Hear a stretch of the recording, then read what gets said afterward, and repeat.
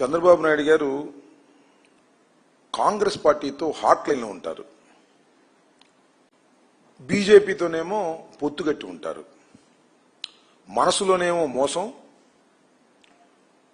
ముసుగులోనేమో కాంగ్రెస్, ప్రస్తుతానికి బహిరంగంగా భారతీయ జనతా కాంగ్రెస్ పార్టీకి వ్యతిరేకంగా పెట్టినటువంటి రాజకీయ పార్టీ అని ఎన్టీ రామారావు గారు చెప్పారు. నిన్న మహానాడులో కూడా చంద్రబాబు నాయుడు గారు దాన్ని ఓదరగొట్టారు.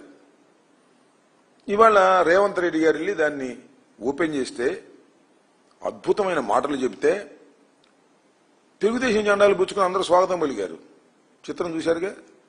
కాంగ్రెస్ పార్టీ ముఖ్యమంత్రి కాంగ్రెస్ పార్టీకి వ్యతిరేకంగా పెట్టినటువంటి ఒక రాజకీయ పార్టీకి స్వర్గస్థుడైనటువంటి ఎన్టీ రామారావు గారి విగ్రహాన్ని కాంగ్రెస్ పార్టీ ముఖ్యమంత్రి ఆవిష్కరిస్తుంటే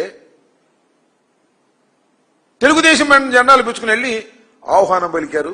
చంద్రబాబు నాయుడు గారు మాత్రం హాట్ గా మన ఈయనతో మాట్లాడుతూ ఉంటాడు రేవంత్ రెడ్డి గారితో. మీకు గుర్తుందో లేదో, చంద్రబాబు నాయుడు గారు ముఖ్యమంత్రి అయిన తర్వాత హైదరాబాద్ లో ఒక మీటింగ్ పెట్టారు చంద్రబాబు నాయుడు గారు, రేవంత్ రెడ్డి గారు. ఏమిటయా మీటింగ్ అంటే విభజన సమస్యల పరిష్కారం కోసం ఒక మీటింగ్ పెట్టారు. గుర్తుందా మీకు? పెద్ద ఆర్భాటం చేశారు. వాళ్ళు చాలా కోరికలు అడిగారు, వీళ్ళు అడిగారు. తల వాసిపోయి తిరుపతిలో వాటా కూడా కావాలన్నారు వాళ్ళు. అంతేకాదు బీచ్లో కూడా వాటా కావాలన్నారు. అబ్బాయి ఇప్పుడు లాభం లేదు అబ్బాయి, మళ్ళా వాయిదా వేస్తున్నాం, దీనికి ఒక కమిటీ వేస్తున్నాం, ఈ కమిటీ అనేక సార్లు కూర్చుంటుంది, కూర్చుని సమస్యలు పరిష్కరిస్తుంది అన్నారు. మళ్ళా కమిటీ కూర్చుంది. ఏమిటి డ్రామా? ఆంధ్రప్రదేశ్లో చంద్రబాబు నాయుడు గారికి కాంగ్రెస్ పార్టీ ఒక బి టీం, అలాగే తెలంగాణలో కాంగ్రెస్ పార్టీకి తెలుగుదేశం పార్టీ ఒక బి టీం. ఏమిటి డ్రామాలే నాకు అర్థం కాలేదు. ఏమిటి విచిత్రమైనటువంటి రాజకీయాలు? సిగ్గు లజ్జ ఉన్నాయా రాజకీయాల్లో? ఒక స్పష్టత లేదా? కానీ ఇలాంటి అనైతికమైన రాజకీయాలు నడుపుతున్నటువంటి వ్యక్తి కూటమిలో చంద్రబాబు నాయుడు గారు చేస్తున్నటువంటి సిగ్గుమాలిన అనైతికమైన రాజకీయాలను భారతీయ జనతా పార్టీ కూడా కనిపెడుతుంది, వాళ్ళు కూడా ఆలోచన చేస్తున్నారు అనేటువంటి భావన సర్వత్రా అనుకుంటున్నారు.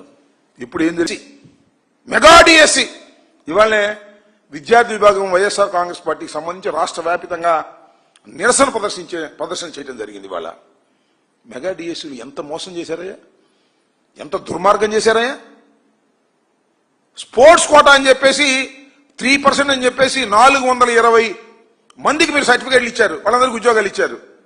సర్టిఫికేట్ ఒక్కోటి 10 లక్షలు 15 లక్షలకు అమ్ముకున్నారే లవ్ క్యాష్ గారు అమ్ముకుని వసూలు చేసుకున్నారే. ఇంతకన్నా దౌర్భాగ్యం ఏమైనా కావాలా?